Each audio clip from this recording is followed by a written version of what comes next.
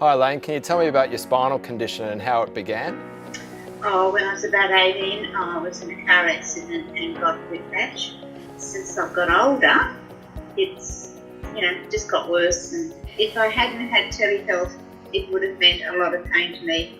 Not only just with my neck issue, but travelling to and from, which is a very big issue out here.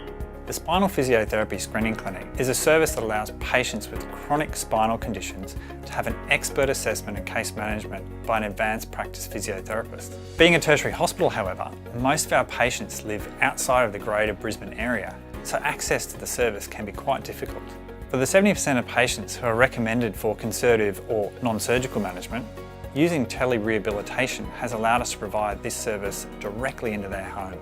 Initially I was quite sceptical about referring my patients to the telehealth service, so I just wasn't sure if we'd be able to achieve the same clinical outcomes, particularly for those patients referred to physiotherapy, where the treating clinicians can't put their hands on the patient.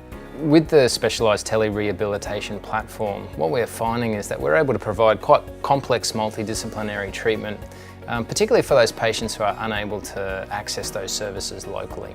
Telerehabilitation has really opened up the possibilities to provide very patient-specific functional rehabilitation that we can't provide in a clinic environment. Consequently, I've become very confident in referring many of my patients to the telehealth service. The treatment I received in telehealth, I believe, was as good as what I could have had in any clinic situation.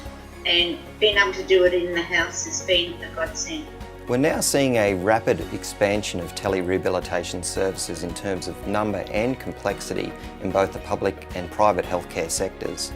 Our research is showing that the assessment and the diagnostics of telehealth is equivalent to traditional in-person services, and the treatment outcomes that you can achieve are not inferior when you deliver treatment via telehealth.